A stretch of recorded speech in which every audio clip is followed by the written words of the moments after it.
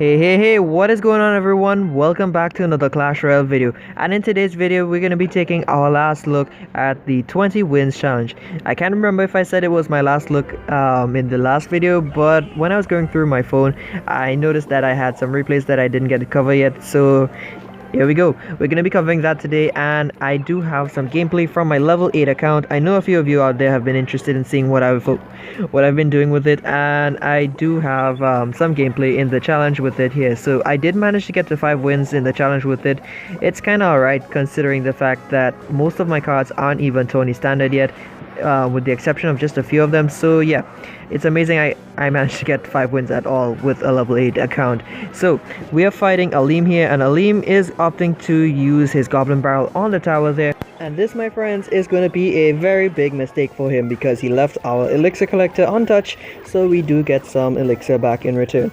So we're mitigating damage by just cycling all of our cards just to make sure that we keep our log in rotation, and that battle ram is our best bet to deal with the princess because it will ignore the troops that he drops in front of it, and by the time it does drop, it will spawn the barbarians right on top of the princess. So that's kind of why I'm just sacrificing so many battle rams on the princess there. So we're gonna pump up again. This time he has the rocket in rotation, and he is gonna drop it on the collector like he should. So finally he's doing something smart. So we have an ice column going up at the bridge there, and he is trying to figure out what he should do. I would drop the barrel at this point in time basically here, and that is exactly what he does. So I cycle a bandit, I use my log there.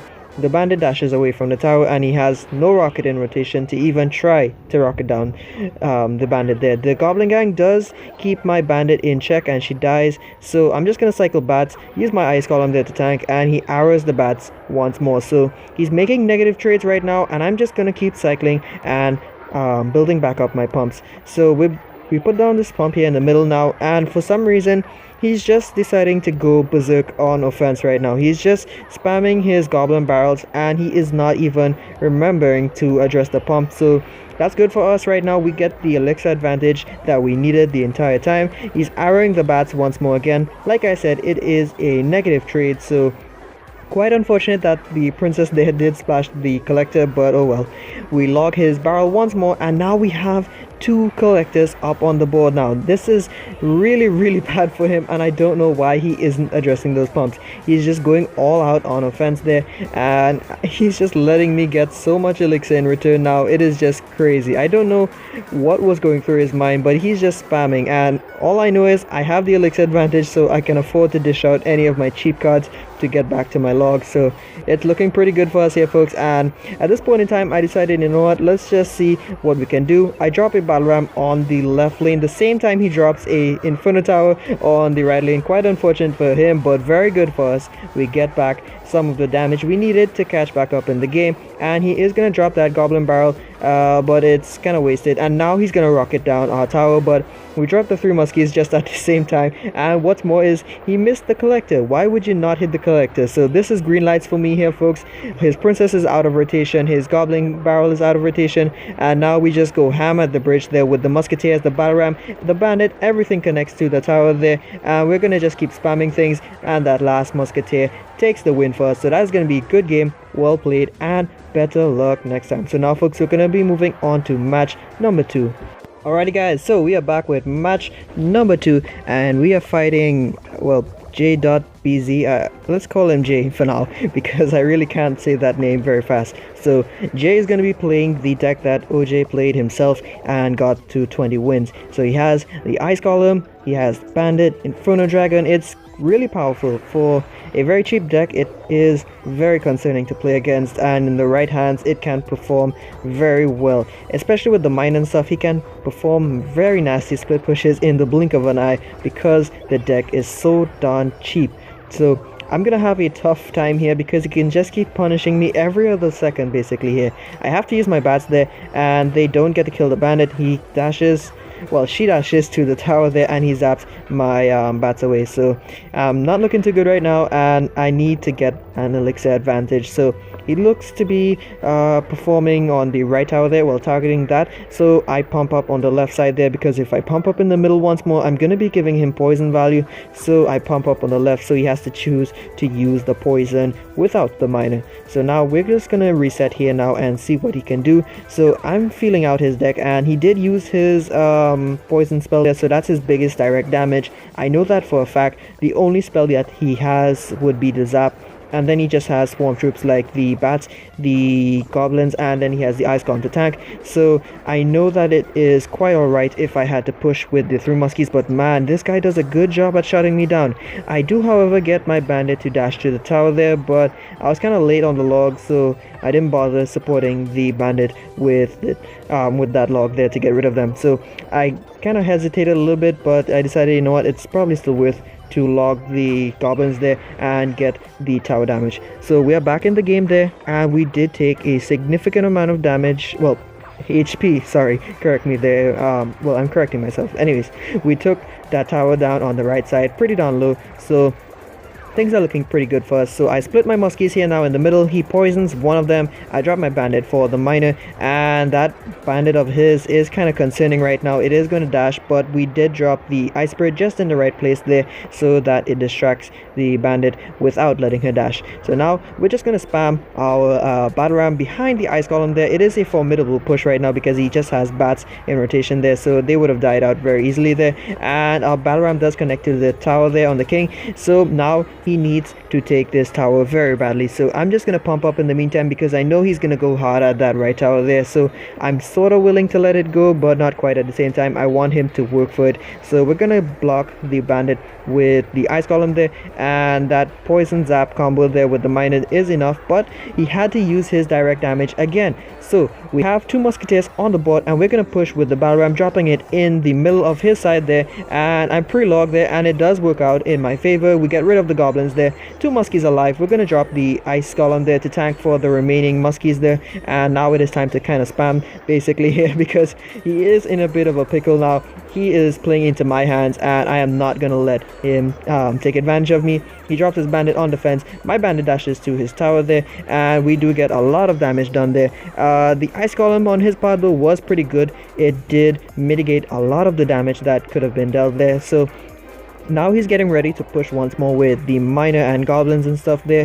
He is cycling goblins in the back so he can build back up elixir and cycle back to the mine in time there. I drop my bandit there. She takes care of the goblins that are coming in, and we are back up to the battle ram. So battle ram, ice column, bandit, and 3 musketeers in the middle there. Things are going crazy right now for this guy. He's just praying that they die out, and our musketeers do connect to the tower there, and before they die out, they manage to give us that left tower. So that is going to be a good game. Well played, and better luck next time, Jay.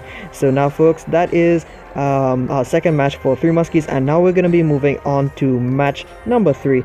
Okay folks, we are back with match number 3, and we are fighting YOLO Troll on my level 8 account. So if you take a look on the screen down below there, you will notice that I have quite a few legendary cards unlocked. I have the Ice Wizard, I have the Princess, Graveyard, and I even have the Miner unlocked on this account. So I can feel proud to say that I have a shovel on every account. So that is quite something to be proud of there for me. Maybe it's just because I'm a Miner fan, but overall I am very happy with the legendaries that I have.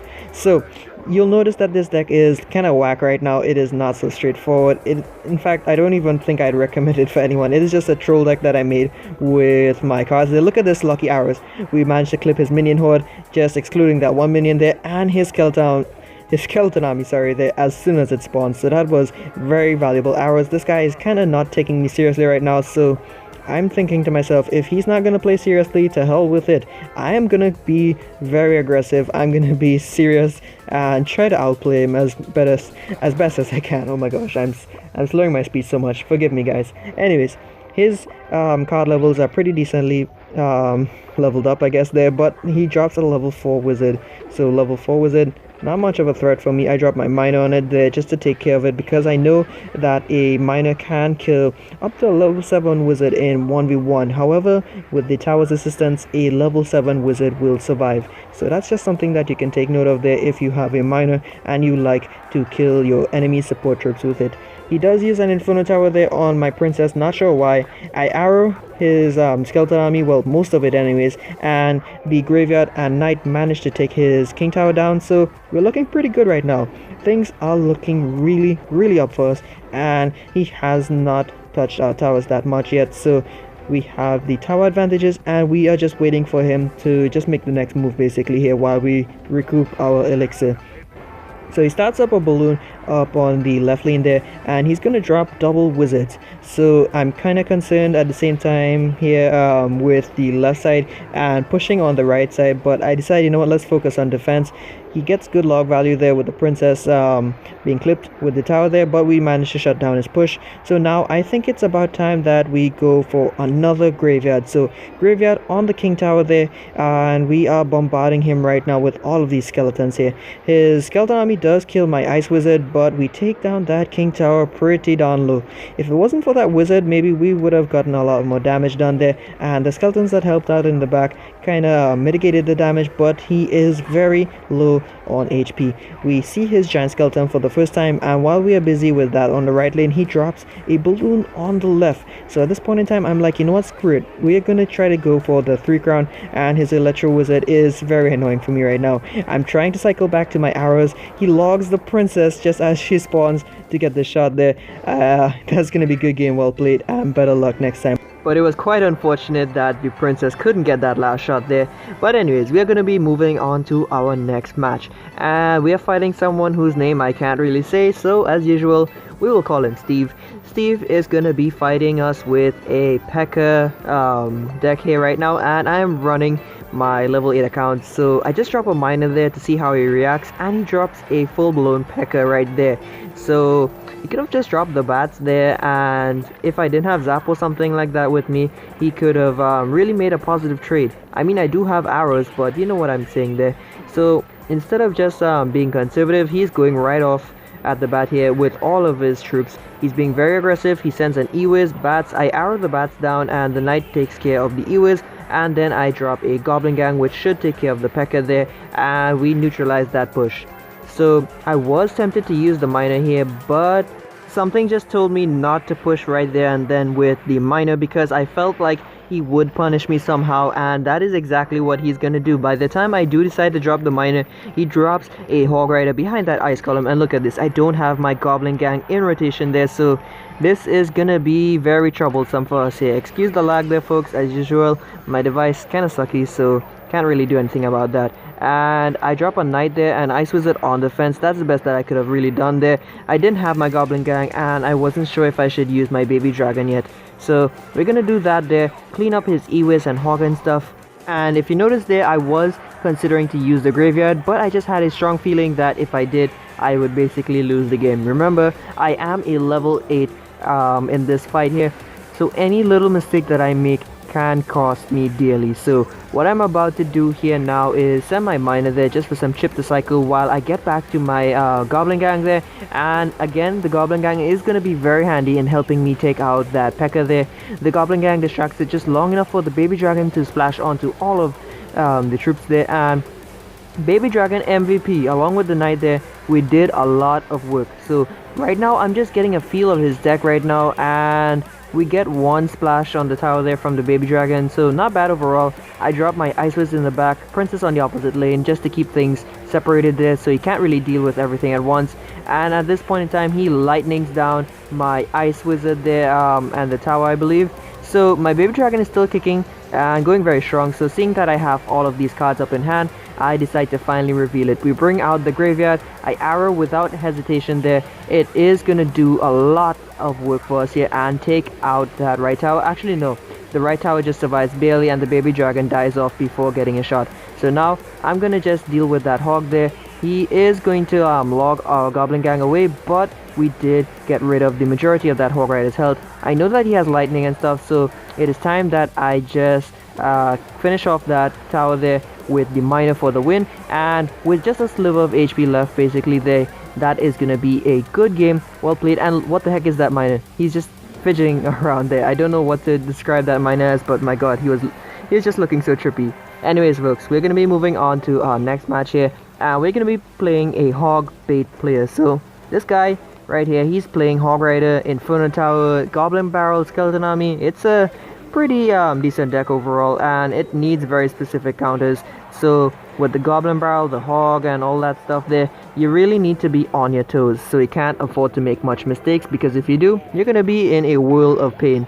So he drops his Princess there on defense against my Knight there, and he's gonna use the Ice Golem to kite the Knight away. Pretty good play overall. And that Princess right now is just really annoying to me, because his Princess is gonna lock onto my Princess, I believe. No, I dropped my Ice Wizard there to just distracted. Now I did overestimate the range of my Princess. I thought that if I distracted with the Ice Wizard, I would be able to use my Princess to snipe his, but that didn't work out. So that's kind of a dead push there. And he drops his Inferno Tower, so now I know what his best tank killer is. So I confirmed here that he is playing Hogbait, so I send a miner all the way in the back there. He drops a Skeleton Army. I'm considering to arrow, but I did not, so I just keep my Goblin Gang there, split it up so he doesn't get any real value. And with the split goblins there, they should take care of the Skeleton Army with the assistance of the Arena Tower. Now I did drop that Knight there, and it was a bit of an overcommitment, but I did drop it because I was afraid that I didn't defend properly. So he uses a log here against my Princess and my Knight there, but my Knight does manage to make it up to his Princess there and finish her off. So he could have dropped that Hog Rider on the Knight there, and it would have kept his Princess alive and would have been very annoying for us, but he decides to save his elixir and push on the left lane. So he's gonna fireball the Ice Wizard there and the tower. Good value, but now that he used his spell there, I'm thinking, you know what, it's time to bring out the big guns. That I guess he didn't have enough elixir to drop the Inferno Tower, so I thought I'd make him really pay for it. I should have held back on those that graveyard there. Actually, I should have held back just a little bit longer there, so I would have had the arrows ready in time, but whatever. We still get a lot of damage done there, and we're catching back up. But because of that now, we have the miner there on the tower there without the Skeleton Army countering it. So I dropped my Princess there to attack his Princess while she is distracted, and he goes all in here with the Goblin Barrel and Hog Rider. I don't know why I dropped the Knight. I should have just dropped arrows. Anyways, look at what I'm about to do here, folks. I send a miner on the right lane there, and I drop the graveyard. So silly him, he thought that I was going to go after the Princess and stuff there with the graveyard and thing, but nope. I tricked him there. I threw him a curveball and went the opposite lane, and because he made the mistake of dropping the Skeleton Army on the wrong lane, I got so much arrow value there, and I did manage to take out his other tower there. So that there folks basically won us the game. So that is going to be a good game, well played, and better luck next time. So I'm going to throw a BM graveyard there. I mean, come on, can you blame me? I'm a level 8 outplaying this guy, and I kind of trolled him too. So now guys, we're going to be getting to some chest openings. I hope that you all enjoy that. Okay folks, we are back, and we're going to be opening up this giant chest here. What are we going to get? 800 gold, 1 free spell, 26 dart goblins, 28 Hog Riders, and 211 cannons. So now folks, let's move on to our next chest. 57 Hog Riders. Oh my goodness, what is this? A legendary card. What will we get? Folks? Comment it down below, and it is the log. Okay folks, I'm pretty darn happy about this because this was on my second account. So do you know what this means? This means that I have finally unlocked 75 cards out of 75 cards in the game. Yes, I know the Mega Knight is out currently, but at the time of recording this, I was able to have every card in the game, so that was pretty big for me. So now we're just getting some of our milestone rewards like the gold there, and we're going to be opening up one more giant chest here. So what will we get, folks? What will we get? And we're going to get 860 gold, 112 zaps, 170 minion horde, 27 rockets, and for the finale, 31 tombstones. So folks, I just have this last chest here, the challenge chest. I had opened up a lot more, but I did not see any reason to really record the rest. So yeah, 7 wins in this chest, not so great, but I did get to 10 wins and stuff. Even I think I did got to like 11 at least, at most, before I gave up because of my internet connection. Sorry, what am I saying? Anyways, I have prepared some funny moments for you guys here, so I do hope that you will enjoy them, and we'll get right to them in just a sec. Some people dream of success. Don't let your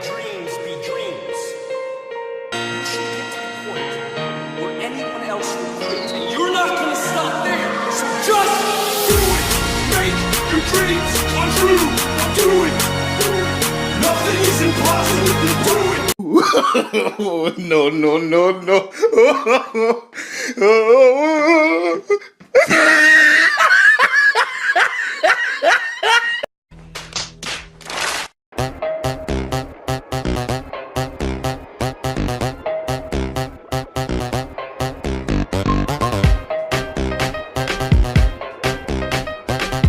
Are you sure about that?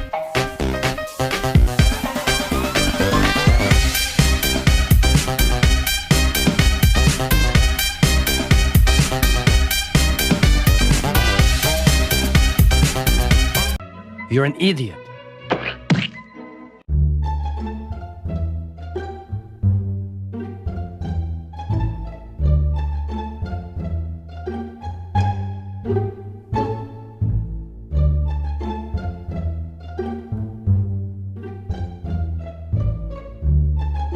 Mission failed. We'll get them next time.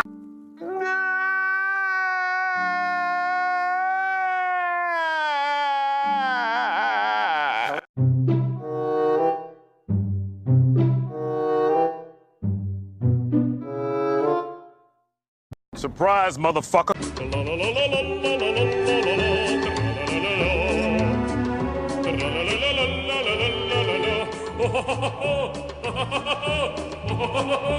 Well played, sir.